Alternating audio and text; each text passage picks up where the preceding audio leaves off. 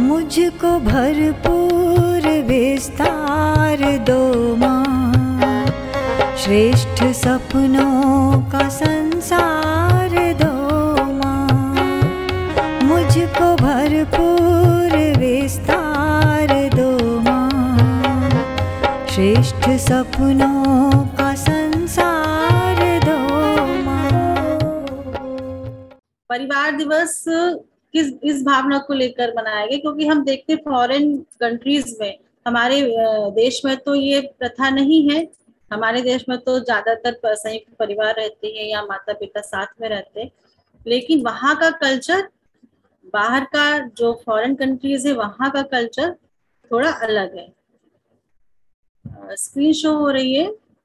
तो वहाँ यूएनओ ने निर्णय लिया कि हम ऐसा एक दिन, जैसे मदर्स डे फादर्स डे बनाते हैं, तो ऐसा एक दिन बनाएंगे जहां परिवार आपस में मिले, एक दूसरे की भावनाओं को साझा करे। उसकी आवश्यकता उन्हें महसूस हुई। लेकिन हमारे देश में ऐसा, हम वहां से प्रभावित हो रहे हैं कि हम भी न्यूक्लियर फैमिली में रहना पसंद करते हैं, नई माता पिता के साथ रहना चाहते हैं या और बड़े परिवार के साथ में नहीं रहना चाहते हैं। दूसरा रीजन ये भी है कि सबकी अलग अलग जॉब हो जाती है, अलग अलग जगहों पर उन्हें जाना पड़ता, तो वो एक मजबूरी होती है कि जाना ही पड़ता है, फिर उन्हें अलग रहना पड़ता है। लेकिन कहीं ना कहीं अभी हम भारतवर्ष में भावनाओं से जुड़े हुए हैं, लेकिन वहां पर ऐसा नहीं है। तो इस तरह से वो फैमिली डे बनाया गया। तो इसकी शुरुआत जो है 1989 में इस प्रस्ताव को पारित किया गया वहां पर संयुक्त राष्ट्र महासभा में, और इसकी घोषणा की गई कि हम ऐसा कोई दिवस मनाएंगे। फिर इसे 1993 में 15 मई को ही मनाने का फैसला किया गया। 15 मई का दिन, इस दिन इसको चूज किया गया। और यही सोच थी, जैसा मैंने आपको भी बताया। फिर 1996 से ये मतलब रेगुलरली मनाया जा रहा है। लेकिन आज हम बात करेंगे कि इस परिवार दिवस के साथ, हमारे यहाँ तो है कि हम लोग मिलते हैं जुलते हैं, छोटे छोटे फंक्शन होते हैं तभी सारे एक साथ इकट्ठे हो जाते हैं। लेकिन आज हम बात करेंगे कि ये जो परिवार की जो व्याख्या की जाती है, जो परिवार के बारे में बताया जाता है, वो परिवार कैसा होना चाहिए और परिवार की महत्ता क्या है। तो आप देखिए, हमारे भारतवर्ष में जितने भी महापुरुष हुए हैं, जितने भी महापुरुष हैं, वो अपने परिवार से ही सीखकर वो एक महान श्रेणी में आए हैं। क्योंकि जो परिवार में वातावरण अच्छा होता है, सुसंस्कृत वातावरण होता है, आदर्श परिवार होता है, तो वहां के वातावरण से जो छोटे बच्चे होते हैं वो प्रभावित होते हैं और उसी वातावरण में वो धीरे धीरे बड़े होते हैं। जब आपका गर्भ संस्कार जिनका हो गया होगा, उस समय आपको जब संकल्प कराए गए होंगे, जिनका हो गया उनको पता होगा, जिनका नहीं हुआ है तो आपको गर्भ संस्कार कराया जाता है। उसमें एक क्रम होता है कि आपको संकल्प लेने हैं। तो माता को भी संकल्प लेने होते हैं कि हम बच्चे का पालन पोषण कैसे करेंगे, अपने विचारों को कैसा रखेंगे, अपने आचरण व्यवहार को कैसा रखेंगे। इसके साथ साथ संकल्प लेते हैं परिवार वाले लोग भी, जिसमें पिता होते हैं और घर के अन्य सदस्य, जितने भी सदस्य घर में होंगे उन सबको संकल्प लेना पड़ता है, क्योंकि उनकी भी जिम्मेदारी है कि जो नया शिशु, नई जीवात्मा आप उस परिवार में आ रही है, उनकी भी जिम्मेदारी कि उसके संस्कारों का ध्यान रखें, उसके विकास का ध्यान रखें कि वो एक अच्छी दिशा में उसका विकास हो रहा है कि नहीं। उनकी भी रिस्पॉन्सिबिलिटी है। तो ये कहा जाता है जो आदर्श परिवार है, जहाँ वातावरण अच्छा है, आस्तिकता का वातावरण है, सब एक दूसरे का सहयोग करते हैं, सहकारिता से रहते हैं, वो निश्चित रूप से सुसंस्कृत चरित्रों के निर्माण की भूमि है। ऐसे नहीं कि परिवार में हमने जन्म दिया, बच्चों को वो खा रहे हैं, पी रहे हैं, अच्छा खिला रहे हैं, होटल ले जा रहे हैं, रेस्टोरेंट ले जा रहे हैं, घुमाने ले जा रहे हैं, साल में 1-2 बार बाहर ले जा रहे हैं, तो और हम मौज मस्ती कर रहे हैं और ये सब हो गया, हमने अपना कर्तव्य पालन कर लिया, बच्चे भी खुश हैं, हम भी खुश हैं। और इतने भर से केवल ये आपका ये नहीं कहलाएगा कि आपने चरित्र को गढ़ा। कई बार देखिए, आपको सुनने में आता है कि बहुत अच्छी जॉब पाने के बाद भी अचानक से पता चलता है कि उन्होंने सुसाइड कर लिया। क्यों? क्यों वो अपनी परिस्थितियों से तालमेल नहीं बिठा पाया, क्यों उससे आगे निकल नहीं पाया वो व्यक्ति, क्यों उसको इतना बड़ा कदम उठाना पड़ा। और कभी बहुत छोटी छोटी सी बात पे लोग एक दूसरे को मार देते हैं, हत्या कर देते हैं। किसी को बहुत पता चलता है हत्या की है, तो उसके पीछे का कारण एकदम मामूली सा था, इतने क्रोध, इतना आवेश आया कि उससे उसका कंट्रोल नहीं रहा और उसने मार दिया। तो ये सारी चीजें क्यों हो रही है? क्योंकि हमारा घर का वातावरण, जो आसपास का वातावरण होता है, वो हमारा सही नहीं है। यानी जो बच्चा बचपन से देखा, माँ के गर्भ से लेके और बड़े तक, उसको वो वातावरण नहीं मिला। और बच्चे की जो शिशु होता है, उसकी सीखने की सबसे जो ज्यादा उम्र होती है वो गर्भावस्था होती है। उसके बाद वो 5 वर्ष तक बहुत तेजी के साथ सीखता है। बाद में तो फिर उन्हीं चीजों को वो अपने जीवन में उतारता है। तो ये वाला समय जो बहुत इंपॉर्टेंट है, आपकी गर्भावस्था से लेकर 5 वर्ष तक के होने तक का। और माँ की इसमें सबसे बड़ी भूमिका है। हम बात करते हैं तो परिवार को हम एक प्रयोगशाला मान सकते हैं। प्रयोगशाला है, जैसे कि साइंटिस्ट होता है तो उसको लैब चाहिए काम करने के लिए। टीचर है, उसको अपनी प्रतिभा को निखारने के लिए, उसको उपयोग करने के लिए उसको विद्यालय चाहिए, छात्र चाहिए। एक डॉक्टर है तो उसको हॉस्पिटल चाहिए।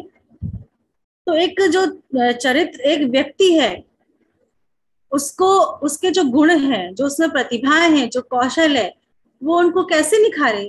तो एक परिवार एक भूमि है, एक प्रयोगशाला है व्यक्तियों के लिए अपने चरित्र को निखारने की। वहां वो अभ्यास करते हैं उन गुणों का, और परस्पर अभ्यास होता है क्योंकि परिवार में इतने सदस्य होते हैं, और फिर अभ्यास से निखार आता है। तो ये जो व्यक्तियों का जो कार्य क्षेत्र है अपने गुणों और कौशल को निखारने का, वो परिवार है। तो परिवार को हम एक प्रयोगशाला कह सकते हैं। परिवार एक पाठशाला भी है ना। कहते हैं माँ प्रथम गुरु होती है बच्चे की, और परिवार प्रथम पाठशाला, क्योंकि सबसे करीब जो है बच्चा माँ के पास रहता है, गर्भ में तो है ही, उसके बाद 5 वर्ष तक वो माँ के ही ज्यादा करीब होता है ना। फिर उसके बाद आता है विद्यालय का नंबर।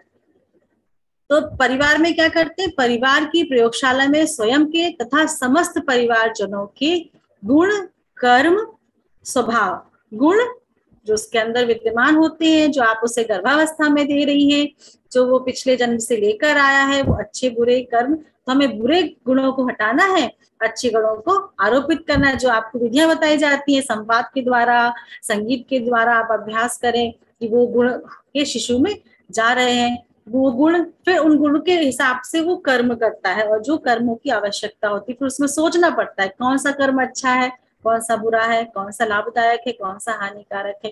तो लाभदायक में किसी को कष्ट नहीं होना चाहिए, तो वो लाभ की बात होती है, उसकी अभी और चर्चा करेंगे। फिर स्वभाव, गुण कर्म से और उसके स्वभाव व्यवहार भी ये परिष्कृत करना पड़ता है। तो इस सब का अभ्यास हम कहाँ करते हैं? परिवार में करते हैं। तो फिर क्या होता है जब हम इन सब गुणों का अभ्यास करते हैं, अच्छे गुणों का अभ्यास करते हैं, तो एक सुसंस्कृत और आत्मसम्मानी व्यक्तित्व का निर्माण होता है परिवार में। तो इतनी बड़ी महत्ता है परिवार की। और आप देखते भी होंगे जहाँ के घरों का वातावरण अच्छा होता है, वहाँ के बच्चे सुसंस्कारी होते हैं, और उनके लोग बखान भी करते, देखो उनका बच्चा कितना संस्कारी है, उनकी बच्ची कितनी संस्कारी है। और कहीं कहीं छोटे छोटे बच्चे भी अगर एक दिन, एक शाम 1 घंटे के लिए भी आ जाते हैं, उत्पात मचा देते हैं, पूरा ड्राइंग रूम इधर से उधर चीजों को उठाना, आंटी यहाँ क्या रखा है, वहां क्या रखा है, ऐसे ही बच्चे होते हैं, कहना नहीं मानते, और डांटो तो रोना शुरू कर देते हैं। तो कितना फर्क होता है। और कुछ बच्चे बड़े शालीनता से आएंगे, प्रणाम करेंगे, कुछ पैर भी छूते हैं। तो हम लोग के देखो आज के जमाने में पैर कौन छूता है, इनके माँ बाप ने कितने अच्छे संस्कार दिए। तो ये सारी बातें परिवार से ही सीखता है। ये नहीं कि आप तो पैर नहीं छूते, बड़ों के, आपके घर में कोई बड़ा है, आप तो पैर नहीं छूते, और बच्चे से कह रहे बेटा पैर छू, तो नहीं छुएगा, करके दिखाना पड़ता है। तो परिवार में जो जैसा देखेगा बच्चे वैसा सीखेंगे। अब हम कह देते समाज खराब है, हम क्या करें? तो सोचिए समाज बनता कैसे है। समाज एक परिवार से अभिन्न रचना तो है नहीं, भिन्न तो है नहीं। परिवार जो है वो समाज का ही रूप है, दर्पण है परिवार। जब एक बहुत सारे परिवार इकट्ठे होते हैं तो एक समाज का रूप बनता है, और परिवार एक व्यक्ति से बनता है। जब एक एक व्यक्ति परिवार का अच्छा होगा तो एक अच्छा परिवार बनेगा, और एक जब बहुत सारे परिवार अच्छे होंगे तो एक अच्छा समाज बनेगा। जो परिवार में होता है वो समाज में होता है। इसको समझने की बहुत जरूरत है। हम दूसरों को दोष नहीं दे सकते, स्वयं को हमें झांकना होगा, स्वयं को सुधारना होगा। पंडित श्री राम शर्मा आचार्य जी हमारे गुरुदेव, उनका यही कथन है, हम बदलेंगे युग बदलेगा। खुद बदलिए, परिवार बदलेगा, फिर समाज की उत्तम रचना स्वयं हो जाएगी, युग बदल जाएगा, विश्व बदल जाएगा। और जब परिवार श्रेष्ठ होते हैं तो समाज श्रेष्ठ हुआ, फिर संसार भी सुखी संपन्न और एक अच्छा समाज संसार देखने को मिलेगा। तो इस तरीके से जो परिवार का योगदान है समाज के लिए, राष्ट्र के लिए, विश्व के लिए, ये परिवार का बहुत महत्वपूर्ण योगदान है। अब परिवार ऐसे नहीं कि हाँ कर लेंगे हो जाएगा, हम तो हमने दिनचर्या बना ली है, लेकिन ये एक विशिष्ट साधना है, साधना पड़ता है, क्योंकि इतने लोगों का समूह है, इतनी तरह तरह की सबकी मनस्थिति है, सबके भिन्न भिन्न प्रकार के गुण हैं, सबके स्वभाव भिन्न भिन्न प्रकार के हैं, फिर एक छत के नीचे एक साथ प्यार दुलार सहकार से कैसे रहा जाए। तो एक साधना है, इसको कहना चाहिए परिवार निर्माण, जो एक्चुअली में आदर्श परिवार कहलाए, वो एक विशिष्ट साधना है।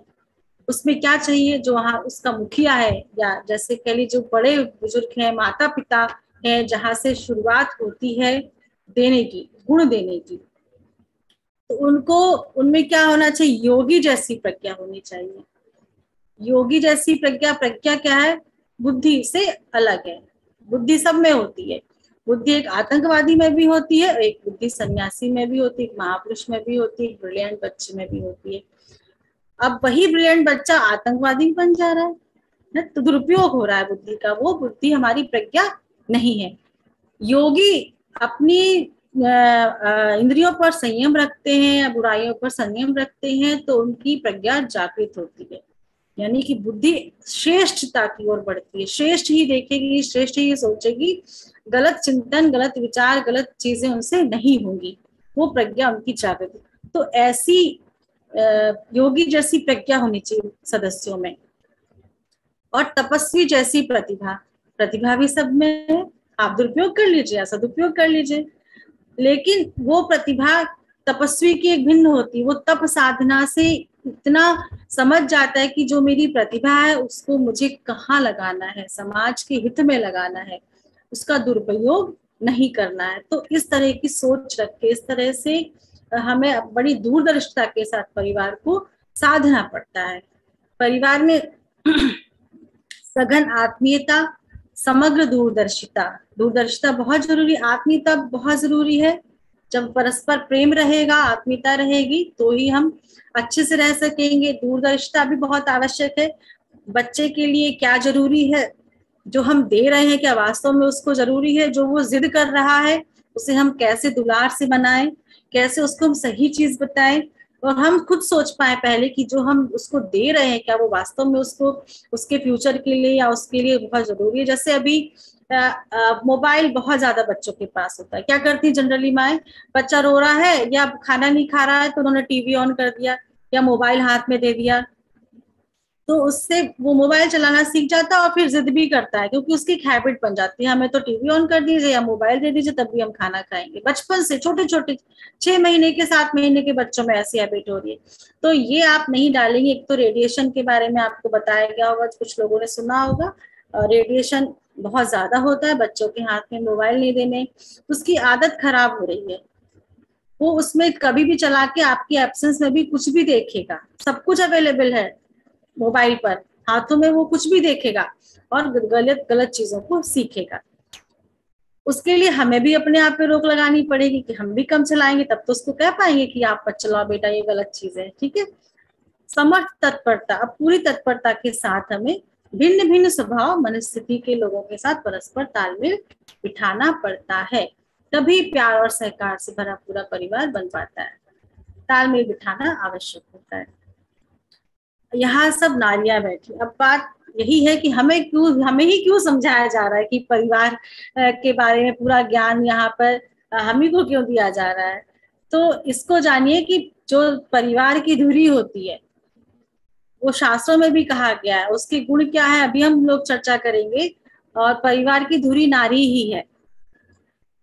राष्ट्र का उदय नारी के उदय से है। अगर नारी सशक्त है, शिक्षित है, स्वस्थ है, तो राष्ट्र भी शिक्षित होगा, स्वस्थ होगा, सबल होगा।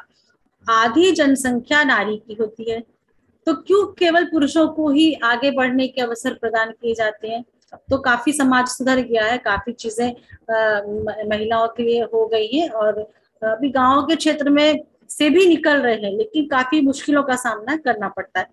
तो परम पूज्य गुरुदेव पंडित श्री राम शर्मा आचार्य जी ने नारियों के लिए भी, और बल्कि उन्होंने ये कहा जो अगला युग है, 21वीं सदी है, वो नारी सदी है और नारियों को आगे आना होगा। लेकिन इसका मतलब ये कदापि नहीं है कि हमें पुरुषों की बराबरी करनी है। नारी पुरुष से ज्यादा उच्च है, उसमें ज्यादा भगवान ने अच्छे गुण दिए हैं, उनको अपनी विशेषताओं को अपनाना होगा, उनको उजागर करना होगा, तभी, और बल्कि वो गुण है उसमें है जो पुरुष भी अपनाए तो ये धरती स्वर्ग हो जाए। वो क्या गुण है अभी हम लोग चर्चा करेंगे, सभी जानते भी होंगे। परिवार का हृदय नारी कहलाती है। अच्छा, एक दिन बीमार पड़ जाते हैं हम लोग, तो कैसा घर, शाम तक देखिए सब अस्त व्यस्त हो जाता है, घर अस्त व्यस्त हो जाता है, बच्चे नहीं कुछ खा पाते हैं, पति अलग भूख के लिए करते हैं, और शाम तक आते आते लगता है कि हम खुद को खाने नहीं मिल पाता है, खुद बनाने की स्थिति में नहीं है, तो कोई ये भी नहीं मिल पाता कि कोई अच्छी सी चाय बना के और कुछ खाने के लिए दे दे, है ना। कितना अस्त व्यस्त हो जाता है, मेड हो तब भी मेड को देखने वाला भी चाहिए। तो इस तरह से तो छोटी बात है, पर अगर गुण निखारने में भी माँ बच्चे पे ध्यान नहीं दे रही है, अपने पति के या आसपास के लोगों को भी वो प्यार दुलार से उनकी गलत चीजों पे नहीं टोक पा रही, तो भी घर का वातावरण बिगड़ जाता है। तुलसीदास जी को जब वो बदलने वाला कौन था? उनकी पत्नी थी। वो इतने मोहित थे अपने पत्नी के ऊपर, शायद कुछ लोगों को कथा पता भी होगी कि वो एक इतने मोहित, बहुत ज्यादा प्रेम करते थे अपनी पत्नी से। जब वो एक बार मायके चली गई तो इतने आकुल व्याकुल हो गए, वो उनसे मिलने चल दिए उनके मायके। बहुत बारिश हो रही थी लेकिन तो भी गए। फिर देर रात पहुंचे, दरवाजा बंद था, खुला नहीं, और ये भी सोचा कि अगर मैं खटखटाऊंगा तो घर के बाकी लोग जाग जाएंगे, उनकी हंसी होगी। फिर उन्होंने क्या किया, वहां एक रस्सी पड़ी थी, तो उन्होंने रस्सी को ऊपर फंसाया और रस्सी पे चढ़ के वो चले गए। तो उनकी पत्नी ने कहा, ये रस्सी नहीं, सांप है, इस पे आप चढ़कर आए हैं।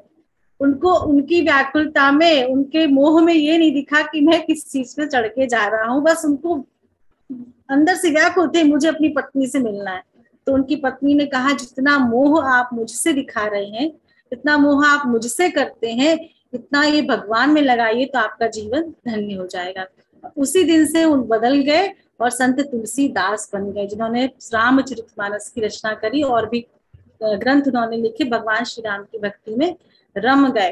तो सिर्फ ये नहीं है कि माँ बच्चों को, स्त्री जो है माँ के रूप में ही परिवर्तन कर सकती है, वो एक अच्छी पत्नी, अच्छी मित्र, अच्छी सहेली, अच्छी भाभी, सबके रूप में वो अपना योगदान दे सकती है। उसकी एक ही वो है कि खुद वो इतनी गुणी और संस्कारी हो।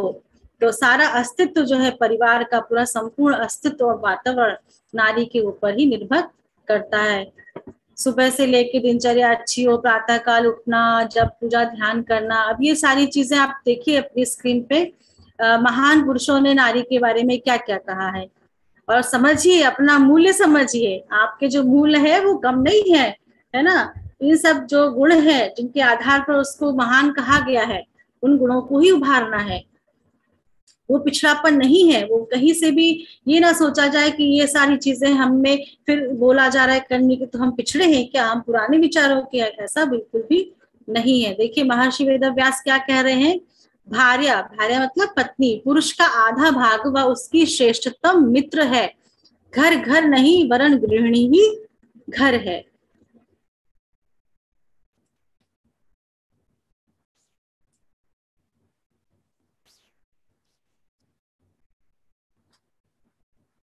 विदुर जी, महाभारत में विदुर का आपने नाम सुना होगा, जिन्होंने जो वेदव्यास जी के प्रथम पुत्र के, तृतीय पुत्र के रूप में थे, एक तरह से कहा जाए, उसकी पूरी विवेचना यहाँ नहीं करेंगे।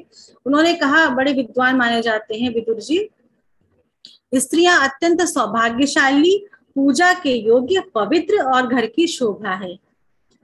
मनु ने कहा है, भगवान मनु, यत्र नार्यस्तु पूज्यन्ते रमन्ते तत्र देवता। ये तो सभी ने सुना होगा ये युक्ति, जहां नारियों की पूजा होती वहां देवता निवास करते हैं। एक पुरुष के शिक्षित और संस्कारी होने का अर्थ है अकेले उसी का उपयोगी होना, जबकि शिक्षित संस्कारी स्त्री पूरे परिवार का कल्याण करती है। ये स्वामी दयानंद जी ने कहा, और परम पूज्य गुरुदेव भी यही कहते हैं, परमवंद्य माता जी ने भी यही कहा कि यदि हम अपनी स्त्री को शिक्षित नहीं रखते, संस्कारित नहीं रखते, उसको शिक्षा से दूर रखते, उसके स्वास्थ्य का ध्यान नहीं रखते, तो हम अपंग हैं। जब तक स्त्रियों की दशा में सुधार नहीं होता, तब तक विश्व के कल्याण का कोई मार्ग नहीं है। किसी पक्षी का एक पंख के सहारे उड़ना नितांत असंभव है। ये स्वामी विवेकानंद का कथन है। इसलिए अगर कोई आप में से थोड़ी सी भी इच्छा उसकी बच्चे बेटा बेटी में फर्क की हो, तो कृपया उसको आज ही हटा दीजिएगा। अपनी लड़की का भी पालन पोषण, खान पीन का ध्यान उसी तरह रखिए, बल्कि उससे ज्यादा रखिए। लड़कियों को आहार की कक्षा होगी तो पता चलेगा कि लड़कियों को भी कितनी आवश्यकता होती है अच्छी डाइट की, बल्कि उसको गांव देहात में ध्यान नहीं देते। उनको बेटे को तो दूध देंगे भर भर के दादी अम्मा, और बच्चियों को कहेंगी तुम्हें दूध की क्या जरूरत है। ऐसा कहीं कहीं होता है। मनुष्य के पास दृष्टि है और नारी के पास दिव्य दृष्टि है। ये विक्टर ह्यूगो विदेशी दार्शनिक है। अच्छी पत्नी होना उतना ही कठिन है जितना अच्छा शिष्य होना। श्री माँ अच्छी तपस्विनी हुई है, श्री माँ, ये उनका कथन है। तो इस तरह से आप देखिए कितनी महिमा है। लेकिन अगर आप अपने गुणों को भुला देती हैं, अपने गुणों पे ध्यान नहीं देती है, उनका अभिवर्धन नहीं करती हैं, तो फिर ये महिमा मंडन आप अपने लिए ना समझें, है ना। और ये गुण क्या है स्त्री के, जो नारी नारी कहलाती है, और उसमें जो विशेष गुण है जो पुरुषों में नहीं है वो महिलाओं में है, और उसी कारण वो महान कहलाती है। जो आप स्क्रीन पे देख रहे हैं, कोमलता, संवेदना, करुणा, उदारता, स्नेह, ममता, त्याग, समर्पण। त्याग समर्पण की जितनी भावना महिलाओं में होती है पुरुषों में नहीं होती। संवेदना, कोमलता, करुणा पुरुषों में नहीं इतनी होती जितनी महिलाओं में होती है। तो हमें इन गुणों को पहचानने की आवश्यकता है, इनको उभारने की, इनको बढ़ाने की आवश्यकता है। जीजाबाई को आप सबने सुना होगा, महाराणा शिवाजी की माता। शिवाजी की माता, उनके पिता क्या थे, मुगलों के दरबार में जाते थे, एक तरह से उनकी ही गुलामी करते थे। पर जीजाबाई इतनी आत्मसम्मानी थी, उन्हें अपने पति का ये इस तरह से उनकी जी हुजूरी करना पसंद नहीं था। उनके दरबार में जाते थे वो। उन्होंने सोचा कि मैं अपने पुत्र को आत्मसम्मानी बनाऊंगी, और वो एक दिन अपने साम्राज्य को इनकी चंगुल से छुड़ाएगा, स्वतंत्रता प्रिय बनाऊंगी। तो उन्होंने उसका अपने साथ में रहते हुए भी, आते जाते थे, कोई उसमें उनमें वो नहीं था कि वो लोग लड़ाई झगड़ा है, पति पत्नी साथ में नहीं रहते। लेकिन जब वो वहां से आते थे तो तभी भी उन्होंने अपने साथ में रहते हुए भी अपने पति के उस भाव का, उस गुण का प्रभाव बिल्कुल भी अपने पुत्र पर नहीं पड़ने दिया। सभी जानते हैं कि फिर शिवाजी ने मराठा साम्राज्य को कितना बढ़ाया, फैलाया, है ना। अब बात आती है महिलाओं की, तो हो गई। अब परिवार केवल महिला से तो है नहीं, पुरुष से भी। अगर यहाँ पर आपके साथ में आपके हस्बैंड जुड़े होंगे तो वो सुने, नहीं तो आप उनको बताएं, पर प्यार से लड़ाई झगड़े से बात नहीं बनने वाली है। तो पुरुष के लिए क्या है कि, या पुरुष कहीं कहीं स्त्रियां भी घर की मुखिया के रूप में वो ज्यादा डील करती है। आज ऐसा होता है ना। तो जो मुखिया है, चाहे वो पुरुष हो वो स्त्री हो, वो बहुत ज्यादा मुंह से मुखिया बनने की कोशिश ना करें कि हमारी सुने, हम जो कह रहे हैं वही सही है, ऐसा ही करना है, यही करना है। तो ये सब गलत है। और उसको अपने गुणों का भी ध्यान रखना चाहिए। ऐसा नहीं है कि माँ से बच्चा जुड़ा रहता है पर पिता के ऊपर भी उसकी नजर जाती है, उसका भी अंश है। तो वो किसी ना किसी तरह से तभी भी पिता के साथ एक चुंबक की तरह जुड़ता है, उनके गुणों को देखता है, परखता है, अपनी तरह से देखता परखता है कि मेरे पिता क्या कर रहे हैं। तो उनको भी अपने गुणों पर ध्यान देना चाहिए, अपने क्रियाकलापों पर, आचरण व्यवहार पर उनको भी ध्यान देने की बहुत आवश्यकता है। और शासक नहीं बनना है, सहायक बनना है, चाहे वो बच्चे हो, चाहे उनकी पत्नियां हो, स्त्रियां हो। बहन हो, कोई भी हो, किसी पर शासन की तरह से काम नहीं करना है, सहायक सहयोगी बनकर प्यार दुलार से काम करना है। तभी बच्चे भी समझते हैं, बल्कि हर कोई प्यार की भाषा ज्यादा अच्छे से समझता है। फिर हमारे परिवार में वृद्ध भी होते हैं, तो वृद्धों के आजकल कितने सारे वृद्धाश्रम खुल गए हैं, शहरों में बहुत सारे खुल गए हैं, और बच्चे रखना नहीं चाहते वृद्धों को, कि हम उनको नहीं संभाल सकते, जो भी वजह रहती हो। लेकिन ये भाव गलत है। अगर हमारे पास अर्निंग कम है तो भी हमारा दायित्व तो है, हमें उन्होंने जन्म दिया है या हमारे बड़े बुजुर्ग परिवार के, तो हमारा दायित्व है कि जितना हम खाते हैं तो वो भी खाएंगे, तो हम सोते हैं वो भी सोएंगे, हम रहते हैं वो भी रह सकते हैं। तो उनको विलग न करें, ऐसा भाव ना आए मन में। एक दिन हमें भी बूढ़ा होना है, ये बात सदैव याद रखें। कोई भी जो है अमर होके नहीं आया है, सबको मरना है, तो हम भी बूढ़े होंगे, जैसा हम करेंगे वैसा हमें भोगने को भी मिलेगा, हमारे बच्चे देखेंगे, और कर्मों का फल मिलना ही होता है। तो इस बात को ध्यान रखकर ही आप अगर कोई गलती करते हो तो उस पर रोक लगाएं, स्वयं पर जरा ध्यान देने की आवश्यकता है। और वृद्धावस्था को श्रद्धा सम्मान से लदा हुआ वटवृक्ष के समान सोचें। जैसे वटवृक्ष इतना बड़ा विशाल हो जाता है, उसकी जड़ें इतनी विशाल होती हैं, इतने सारे पशु पक्षी उस पे शरण लेते हैं, और वो बहुत पुराना होता है, उसकी छाया। इस तरह समझे कि हमें भी उनकी छाया मिल रही है, कुछ सीखने को मिलेगा, पुराने लोगों से भी कुछ सीखने को मिलता है। अब बात आती है कि वृद्ध लोग ऐसा ना हो कि वो भी बड़कपन ज्यादा दिखाएं। समय बदलता है, समय बदल रहा है, तो थोड़ा तालमेल बिठाने की यहाँ पर बहुत आवश्यकता है। तो कोई मध्यवर्ती समझौता कर लेना चाहिए, जैसे टकराव ना हो। जो बच्चे कह रहे हैं, जो आज के जमाने में हो रहा है, उसको सोचा समझा जाए, उसमें क्या गलत है उस पर चर्चा की जाए, तो इस तरीके से टकराव नहीं होगा और सब सह रह पाएंगे। अब आप लोग ये देखिए कि घर का संचालन जो है दो तरीके से हो सकता है। एक तो आप अपनी चला लीजिए, शासन की तरह कर लीजिए, अपना स्वार्थ कर लीजिए, सबको बंधन में रख लें, तो फिर क्या होगा, ये जो इस दृष्टि से अगर हम अपने परिवार का संचालन करेंगे तो वहां पे एक बंधन होगा, लोगों को अंदर आंतरिक रोष होगा, वो कुछ कह नहीं पाएंगे अपनी बात, आत्मविश्वासी नहीं होंगे, और पतन का कारण भी ये होगा। और इस तरह के घर व्यवस्था की शास्त्रों में निंदा की गई है। दूसरा आप देखिए, आत्मत्याग, समर्पण, सेवा, प्रेम हो, इस तरीके का परिवार हो, ऐसी चीजें वहां पे हर व्यक्ति के भीतर हो, ऐसे गुण, और उसका वो पालन करते हो, तो ऐसा जो परिवार है, वहां से जो लोग निकलते हैं वो समाज का उत्थान करते हैं, परमार्थ करते हैं, और पुण्य के भागीदार बनते हैं। और ऐसा ही संचालन सभी सप्तऋषियों ने, हमारे जितने ऋषि, पहले के ऋषि सब आप देखिए गृहस्थ आश्रम में थे, कोई ऐसा सन्यासी नहीं था, और उन्होंने जो है आगे उसी चीज को बढ़ाया। लोक संस्कार पहले कहा जाता था, जैसे आप तो पूजा पाठ करते हैं तो 33 करोड़ देवताओं को नमन, तो वो देवता 33 करोड़ क्या थे, यही थे कि वो वो देवता थे, उनमें इतने देवताओं के गुण थे देना, जैसे हम पृथ्वी को देवता मानते हैं, आकाश को देवता मानते हैं, तो वो जो देता है वो देवता, तो ऐसे दैवीय गुण हर एक में थे। उस समय की जनसंख्या इतनी थी, वो सारे के सारे 33 करोड़ देवता हैं। तो आज भी हमें वही करना है। जब तक हम गुणों पे ध्यान नहीं देंगे, पूर्ण सुख संतोष से नहीं रह सकते हैं, क्योंकि चाहे कितना धन हो, आपको संतोष नहीं है, आप बीमारी से ग्रस्त है, मानसिक रोगी है, आपके भीतर तनाव है, अवसाद है, डिप्रेशन में है बहुत ज्यादा, और एक ऐसी स्थिति आ रही है कि आत्महत्या करने का विचार आ रहा है, तो आपके पैसा, आपका बंगला किसी काम का नहीं है, आपको गुणों की आवश्यकता है। तो अपने परिवार में गुणों का ही अभिवर्धन करना है, उन्हीं को बढ़ावा देना है। अब आप क्या है, कैसे बढ़ावा दे सकते हैं, किन चीजों को अपना सकते हैं, थोड़ी सी बात जल्दी से कर लेते हैं। परस्पर आदर भाव से देखना, इसको परम पूज्य गुरुदेव ने ये पंचशील के नाम से दिया है।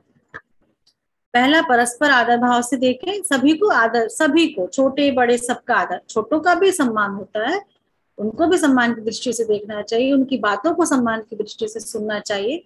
अपनी भूल स्वीकार करना, छोटों की ही भूल नहीं गिनाते रहना, अगर बड़ों ने भी भूल की है तो उसको आप भूल स्वीकार करें खुलकर। बड़े स्वीकार करेंगे तो बच्चों को भी एहसास होगा कि हाँ, अपने हम भूल किए तो हमें भी स्वीकार करना चाहिए। तो उसमें हमें जरा भी शर्म नहीं होनी चाहिए कि हम छोटे से कैसे माफी मांगे। आंतरिक मामलों में हस्तक्षेप ना करें। अगर थोड़ी ऐसी एज ग्रुप आती किशोर अवस्था में, तो आप बहुत हस्तक्षेप ना करें। ऐसे बुजुर्ग लोग हैं वो बहुत हस्तक्षेप ना करें हस्बैंड वाइफ के बीच में।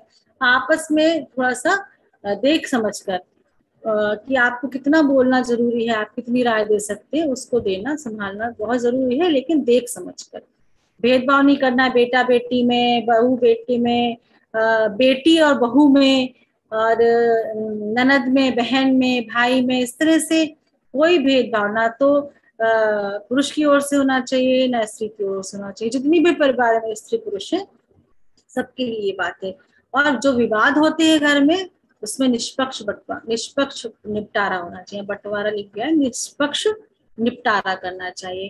कोई अपनी जैसे जनरली है, अगर घर में झगड़ा हो गया कोई छोटा सा, तो सासू माँ ने अपनी बेटी की तो साइड ले ली, उसकी गलती नहीं देखी और बहू को दस्ताने दे दिए। तो इस तरीके से नहीं होना चाहिए। पारिवारिक पंचशील, सुव्यवस्था, घर व्यवस्थित हो, कोई एंट्री करे तो एकदम मन प्रसन्न हो जाए। सजावना, बहुत खर्च करना कि बहुत सारी महंगी चीजें ले लाकर अपना ड्राइंग रूम सजा दें, वो आपकी कहलाएगी कि हमने पैसे को वेस्ट किया। वो हमें नहीं करना है, उसकी कोई जरूरत नहीं है कि हमें इस तरीके से सजा। सुव्यवस्था मतलब आपके पास जितनी चीजें हैं उसको सुव्यवस्थित ढंग से रखिए, साफ हो, स्वच्छ हो, अव्यवस्था ना हो। कपड़े हो तो फोल्ड करे हुए रखे हो, किचन हो तो साफ हो। तो ये किसी एक में नहीं, सब में। और ये देखिए, अगर हर व्यक्ति सुव्यवस्थित रहता है तो घर में महिलाओं को ज्यादा काम करने की जरूरत नहीं पड़ती है। अगर बच्चे ने भी सही जगह पर सामान रखा है, सही जगह से रखा है, पति ने भी रखा है, तो महिलाओं को थोड़ा कम समय लगता है। तो ऐसी आदत डालने वाले भी हम हैं। आजकल तो बहुत सी लड़कियों को भी ऐसे देखने को मिलता है कि वो लड़कियां भी सुव्यवस्थित नहीं रहती। जब वो लड़कियां सुव्यवस्थित नहीं है तो वो अपने परिवार को कैसे व्यवस्थित रखेंगी, अपने बच्चों को वो क्या सिखाएंगी। और अभी आप उस ढंग से आपको कहने समझने की बहुत जरूरत है। अगर इसमें से किसी की कोई आदत हो कि घर में कपड़े ऐसे ऐसे फेंक के चल देना है और उसमें कोई ध्यान नहीं देना है और लॉन्ड्री बैग में ऐसे ही घुसाते जाना है, तो उस आदत को चेंज करिएगा। नियमितता बनाइए, हर काम का नियम होना चाहिए, नियमित रूप से करना चाहिए, रेगुलरिटी होनी चाहिए, सहकारिता होनी चाहिए, मिलजुल कर सहयोग से काम करें। प्रगतिशीलता मतलब आप प्रगति की ओर बढ़े, कुछ नई चीजों से अपडेट रहें, नए प्रयासों को करने का करें। ये नहीं पुरानी रूढ़ी से चले आ रहे हैं तो बस वो चली आ रही है एक धारा, तो उसमें नयापन होता रहे।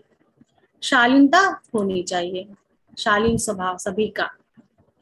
एक बहुत जरूरी जो बात है वो आध्यात्मिक वातावरण आपका घर में अवश्य होना चाहिए, क्योंकि एक उससे घर का वातावरण, जो उसके घर के वाइब्रेशन होते हैं बहुत ही दिव्य होते हैं, उसका हर की मानसिक स्थिति पर बहुत अच्छा प्रभाव पड़ता है। तो जब मन प्रसन्न रहता है तो शरीर भी अच्छा होता है, शरीर भी स्वस्थ होता है। कि मन से बहुत से रोग मन से ही आते हैं, मन खराब होता है तो मन से बहुत सारे रोग उपजते हैं। नमन बंदन का क्रम बनाइए। वातावरण कैसे, आध्यात्मिकता वातावरण क्या मतलब पूजा आरती नहीं करना है, उसमें कुछ ऐसी चीजें करनी है जैसे नमन बंदन का क्रम बनाए।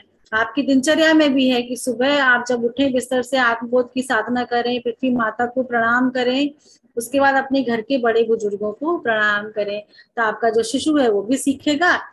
तो इस तरह से ये भाव, और उसका भी अलग साइंस है। जब आप छूते हैं पैर तो अलग से एक साइकिल बनता है, और उसकी जो वाइब्रेशन होते हैं जो अंदर, अच्छा कोई गुस्सा है और आपने जाके पैर छू लिए तो कितना गुस्सा होगा, पैर तो मारेगा नहीं, है ना, अंदर से थोड़ा तो उसको नम होगा, झुकेगा, भूल को माफ करेगा।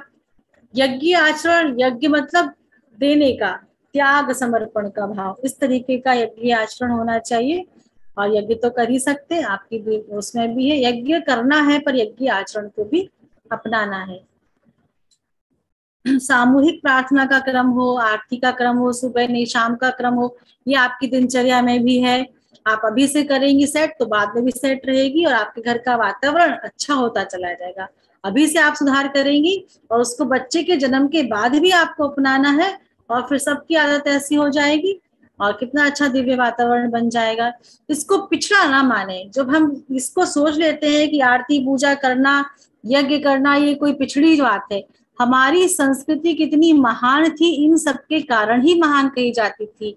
ये जो आध्यात्मिकता का जीवन हर एक के घर में था, हर एक व्यक्ति के चरित्र में था, तभी हम जगत गुरु थे। और इतनी सारी जो श्रेष्ठताएं हैं, अब बाहर के देश भी हमारी ही संस्कृति को अपनाना चाहते हैं। आप देखिए, अब गायत्री मंत्र का साइंस है, यज्ञ का साइंस है, प्रार्थना का साइंस है, ध्यान का साइंस है। तो वो हमारे ऋषियों ने तभी समझ लिया था। तो हम बहुत आगे हैं दूसरे देशों से, इसको समझने की कोशिश करनी चाहिए, इसको अपनाइए। स्वाध्याय का भी महत्व बताया गया आपको। स्वाध्याय सत्संग कथा का श्रवण का क्रम हो, किसी भी माध्यम से अच्छी पुस्तकों का अध्ययन करें, बच्चों को सुनाएं, अच्छी कहानियां सुनाएं। वह ग्रुप में जो है बहुत सारे कहानियों के लिंक भी डालते हैं, उसको आप देखें। आपके पहले बेबी हो तो उनको सुनाएं या खुद पढ़ें, और बच्चे को जो आपका गर्भस्थ शिशु है उससे संवाद करें, अंशदान करें। थोड़ा सा आप समाज के लिए निकालें। जो भी हमने कमाया है तो 1 रुपए रोज का निकाल सकते हैं। कोई बहुत बड़ी बात नहीं होती है, ऐसे ही वेस्ट हो जाते हैं। आजकल तो चिल्लर ऐसे इधर उधर पड़ी रहती है, उस पर ध्यान भी नहीं जाता। तो 1 रुपए रोज का निकालें, जहां अच्छे काम, अच्छी गतिविधियां हो रही हो, समाज निर्माण की गतिविधियां हो रही हो, या आप उन पैसों को किसी जरूरतमंद के लिए, किसी बच्चे की फीस के लिए इस तरीके से उसका उपयोग कर सकते हैं। चारों में गरीबों को कुछ देने के लिए उपयोग कर सकते हैं। ये और कुछ गुण हैं जिन्हें अपनाना बहुत जरूरी है। सुदृढ़ दिनचर्या हो, स्वच्छता सुव्यवस्था की बात हो जाएगी, श्रमशीलता बहुत जरूरी है, तभी सारे कार्य सुव्यवस्थित होंगे, बच्चे पढ़ाई भी अच्छे से करेंगे। तो परिश्रम की भावना होनी चाहिए, आलस्य नहीं होना चाहिए। सात्विक आहार, आहार की क्लास होगी, अभी बहुत टाइम हो रहा है, तो सात्विक आहार कितना जरूरी है उसके बारे में आपको बताया जाएगा। सात्विक आहार करने से बहुत पॉजिटिव प्रभाव पड़ता है हमारे शरीर और मन दोनों पर। व्यवहार मधुर होगा, लड़ाई झगड़े कम होंगे, कर्तव्य पालन करना चाहिए। जो जिसका कर्तव्य जिसके प्रति है उसमें कोताही नहीं बरतनी। कर्तव्य पालन, अभी आप माँ बनने जा रही हैं तो आपका कर्तव्य है कि जो गर्भ में बच्चा है आप उसको महसूस करिए कि गर्भ में बच्चा है। वो बाहर आएगा तब मत जानिए कि तब आएगा तब बच्चा होगा। आपका बेबी अभी आपके पास है, आप उसे समझिए पैदा हो चुका है, तो आपको अभी से उसे अच्छी चीजें सिखानी है।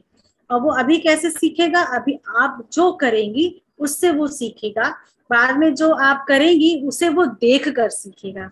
ठीक है, तो इसको बहुत आप अभी से सभी चीजों पर लगाम कस लीजिए सभी लोग।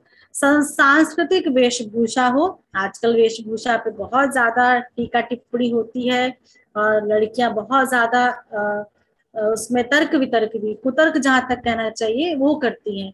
तो इसको समझने की जरूरत है कि हमें कैसी वेशभूषा पहननी है और कैसे अपने बच्चों को पहनानी चाहिए। शालीन वेशभूषा, मर्यादित वेशभूषा। समय का सदुपयोग, क्योंकि समय एक एक क्षण बीत रहा है, हम उसका उपयोग करें। ये बात बच्चों को भी सिखाने की जरूरत है। आज का काम कल पे टालने की जरूरत नहीं है। तो वो होमवर्क ही नहीं करेंगे, मम्मी कल करेंगे, आज से सैटरडे है संडे को कर लेंगे, और पता चला संडे को भी टीवी देखते रहे और फिर मम्मा को ध्यान ही नहीं रहा, स्कूल में डांट पड़ी, फिर पीटीएम हुआ तो फिर आया कि आपके बच्चे तो होमवर्क ही नहीं करते। तो ये अभी से हम खुद करें, बच्चा खुद सीख जाएगा, बाद में आप लोगों को बहुत आसानी होगी। शिक्षित होना जरूरी है सभी सदस्यों का। सेवा और सहानुभूति की आवश्यकता है, सबके प्रति सेवा का भाव, सहानुभूति का भाव।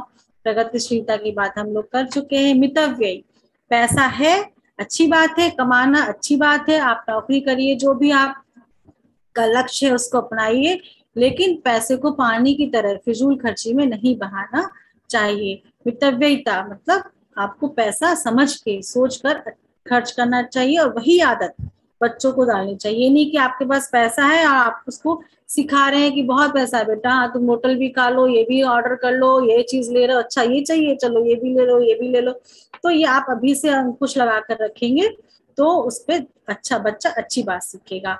स्वावलंबन होना, अपने कामों को खुद करने की आदत घर से शुरू करेंगे तो बाद में वो मेहनती भी होगा और किसी भी काम को करने में हिचकेगा नहीं। तो एक अब आखिरी इसका निचोड़ आता है प्यार और सहकार से भरा पूरा परिवार ही धरती का स्वर्ग है। परम पूज्य गुरुदेव पंडित श्री राम शर्मा आचार्य जी ने एक ये अच्छा सुंदर सदवाक्य दिया। प्यार और सहकार से जब परिवार होगा, भरा पूरा रहेगा, तो वो परिवार जब स्वर्ग है तो फिर सारे परिवार स्वर्ग बन जाएंगे, तो धरती ऑटोमेटिक स्वर्ग बन जाएगी। यही स्वर्ग है, स्वर्ग कहीं और नहीं है, धरती पर ही स्वर्ग है। ये कुछ पुस्तकें हैं, आपको उनके लिंक देंगे, आप इनको टाइम निकाल के धीरे धीरे पढ़ते रहिएगा, बाद में भी पढ़िएगा। बच्चे हो जाते हैं 1 महीने तक, वो जनरली काम नहीं करने दिया जाता है सॉरी की अवस्था में। आप उस समय अध्ययन करिए कि अब हमें एक बच्चा पैदा हो गया, अब हमें और क्या क्या करना है। तो ये सारे लिंक आपको बीच बीच में देते रहेंगे। इसके अलावा आप विचार क्रांति बुक्स है, विचार क्रांति बुक्स.org, इस पर जाएंगे, या AWGP आप ढूंढेंगे बुक्स, तो वहां पे आपको कई सारे लिंक मिलेंगे, वहां जाके आप इन बुक्स को पढ़ सकते हैं ऑनलाइन। और आप AWGP स्टोर से परचेज भी कर सकते हैं, या गायत्री परिवार के बहुत सारे संस्थान हर शहर में हैं, आप वहां से ला सकते हैं। गायत्री शक्तिपीठ, प्रज्ञापीठ, आप के जो संपर्क के कार्यकर्ता हो, आप उनसे निवेदन कर सकते हैं कि हमको ये इस तरह की परिवार निर्माण की पुस्तक ये आप हमें ले आए।